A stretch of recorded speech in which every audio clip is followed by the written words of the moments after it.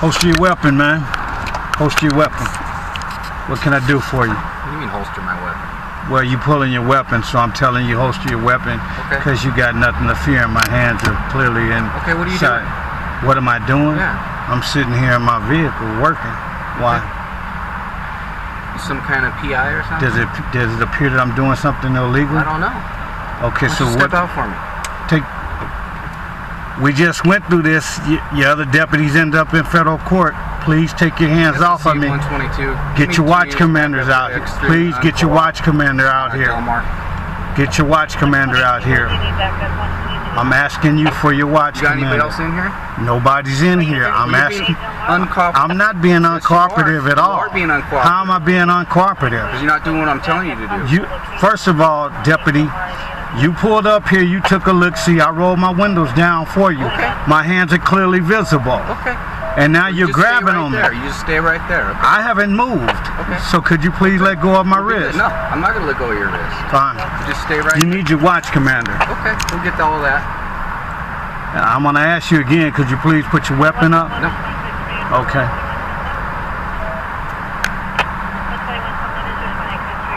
I didn't hear you request a watch commander. I don't need a request to watch. I'm asking for your watch commander. We'll get to all that when we're done with you. I'm asking for your watch commander, Deputy Plunkett. I'm asking for your watch commander. Okay, we'll get him over here. Your hands are shaking. That makes me feel very nervous. Well, you're making me nervous. Why am I making you nervous? You're not doing what I'm telling you to do. I haven't did anything that you asked me to do. You haven't asked me to do anything. I told you to step out. You didn't tell me to step out. I did. You want me to step out? No, not right now. Okay. I'm gonna wait now. That's fine. But your hand doesn't need to be on me. I'm sitting here. My hands are in plain sight. Yeah, it's affirmative. Ask for the watch commander, please. We'll get to that in a minute. Okay, I need your horsepower. We'll get to all that. Okay. In good time. Right.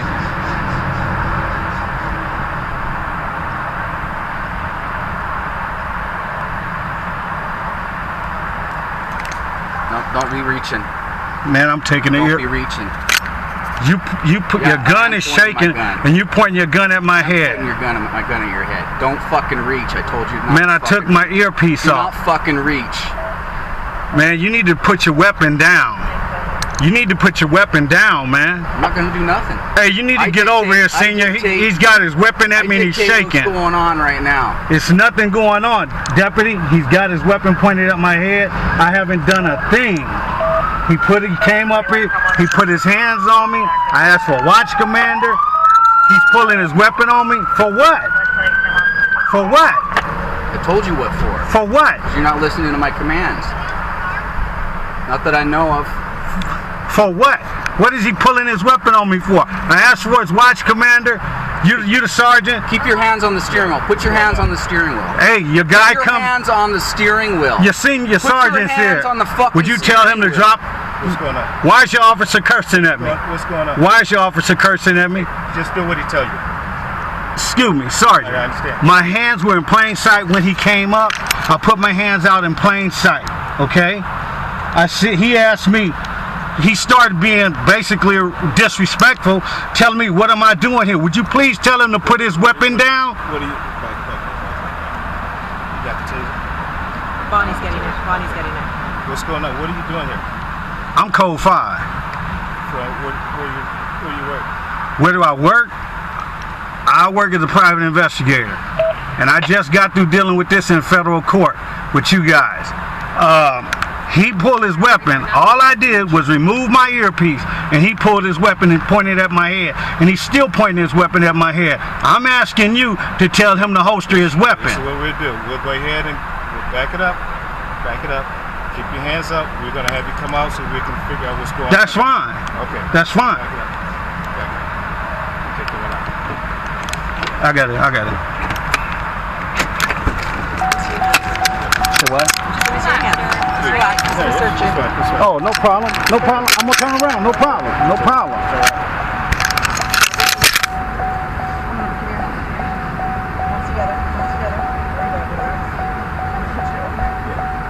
Something City 2 took you down the handle on tag 44.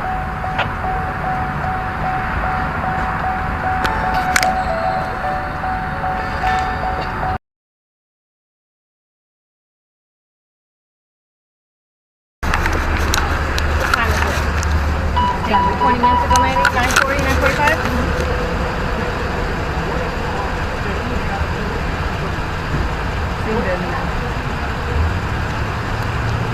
And what's the registration? It's 813? Yeah. He's had it since 08. He's gone 2 tickets already. Shocking. Does that mean we can make it a non-correctable? I say that, and then Nana gave me that citation, the vehicle code for 24, I think 004, which is not abiding with the law enforcement. Alright. Just look it up like that. Do you know if that's his current address that came back on you, Nana?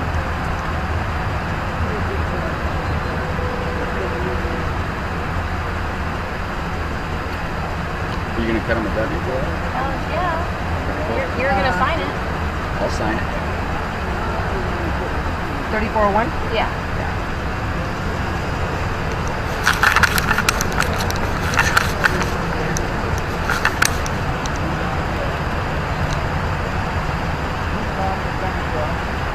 Have you given any reason for why he's even up here?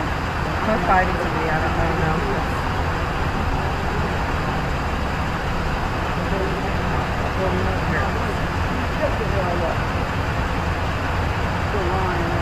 Oh, please let me taste this guy. Yeah, 24. Unlawful operation after notice by officer. Unlawful operation? Yeah, no person shall operate any vehicle or vehicles after notice by a police officer. But the problem is he's paid for the tickets. Right. But the vehicle is in an unsafe condition or not equipped as required. Not equipped as required, although I wouldn't necessarily consider license plates like an equipment to make it unsafe. You know what I mean?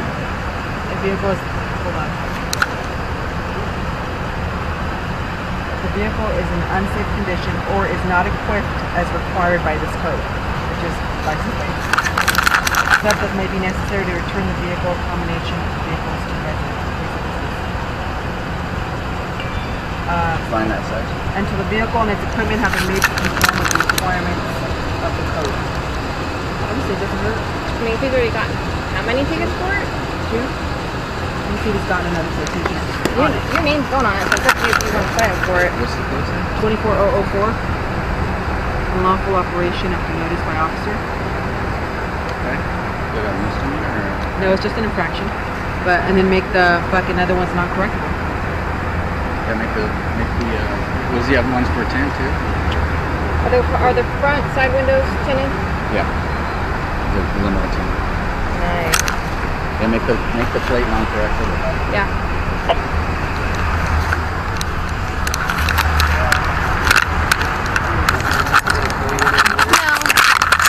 No. Hey! What's the vehicle info on there? Huh? The vehicle info? Yeah, it should be on there.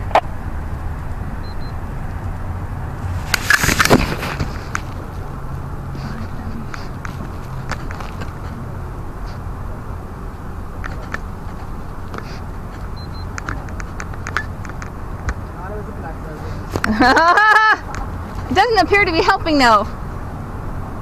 It's a Tahoe, right? Yeah.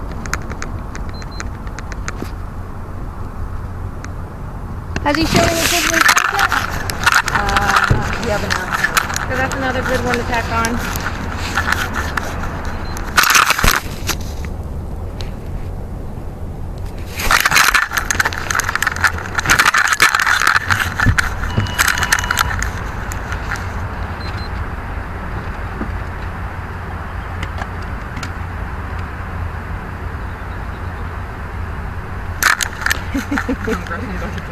Just straight 5,200 for I think it's 5200 because I don't have a subsection. My phone's on. 200A 5,200A? front rear plate.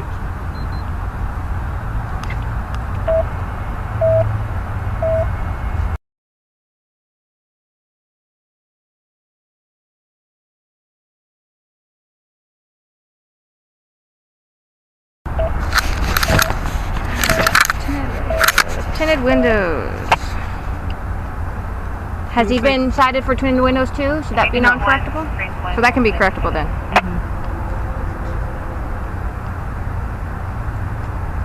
There's no private investigator clause. No. 267081. And then next to the 24004, put next door two previous citations ray of 5200. Okay, what was that code again? 24004. CBC. Is there a subsection?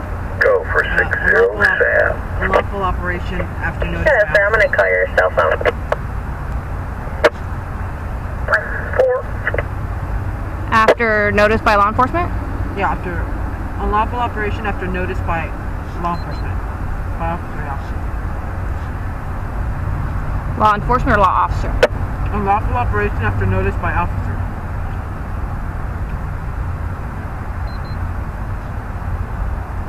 And you said put something else next to it? Maybe just put ray of 5200. So they won't think it's the tinted windows. Okay. This is...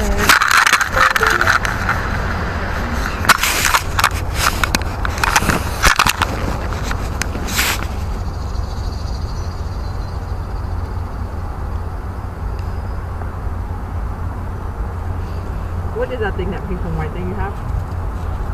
It's a pen. That's also a haircut. Oh my. 1280. 1280. Yeah.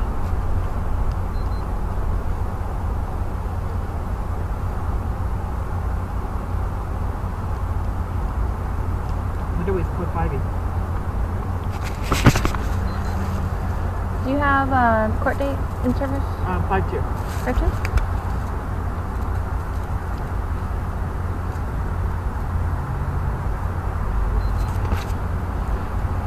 Why doesn't he have a shit stamp? I don't know. Having a hot flash.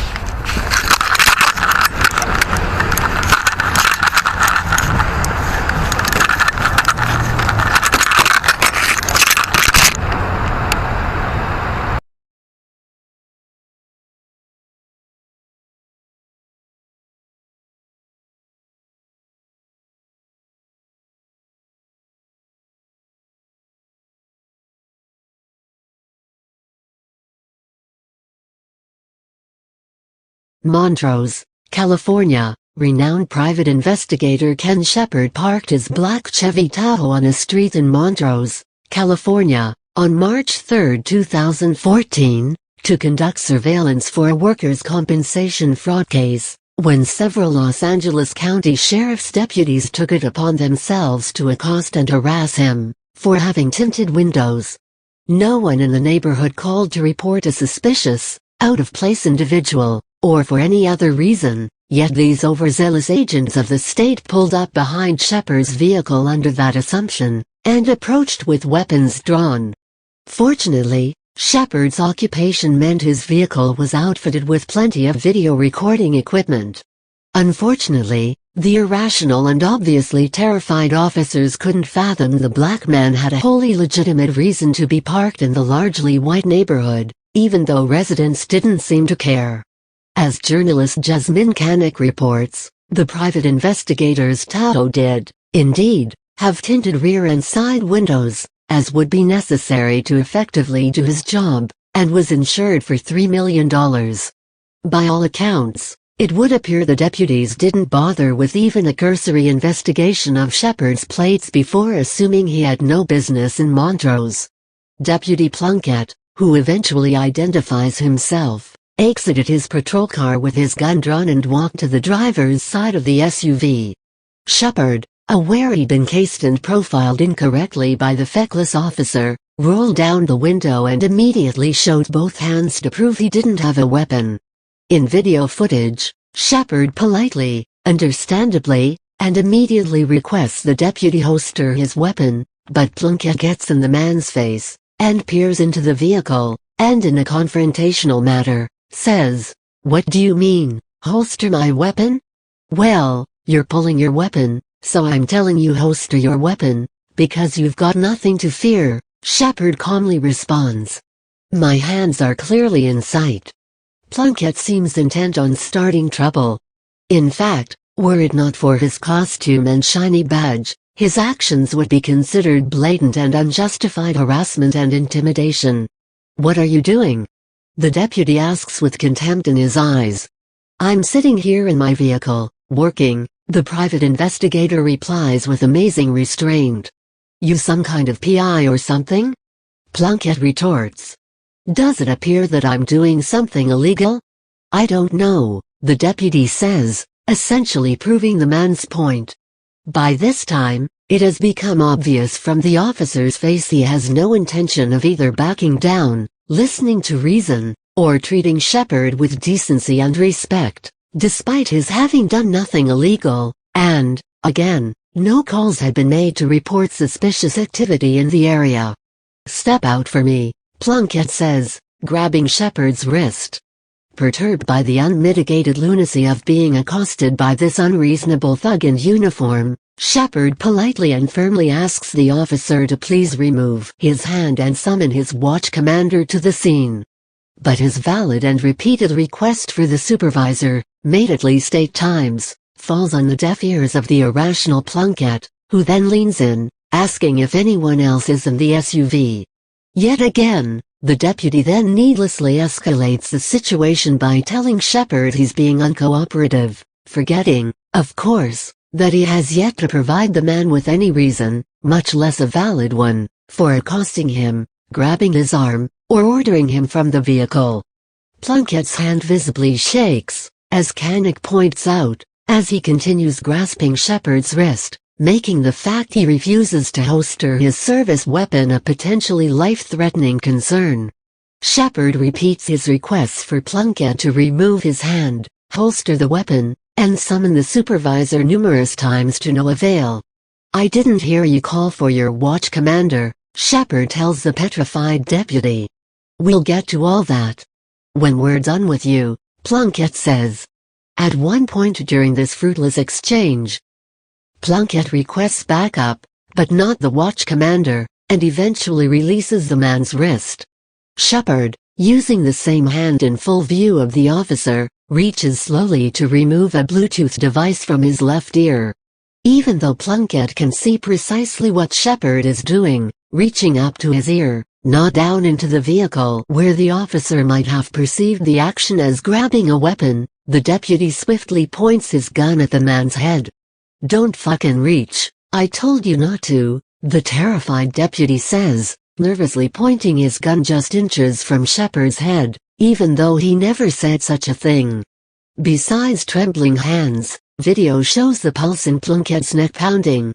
"Do not be fucking reaching," he repeats. Deputy Rodriguez, identified in court documents, arrives on the scene, also with her weapon needlessly drawn.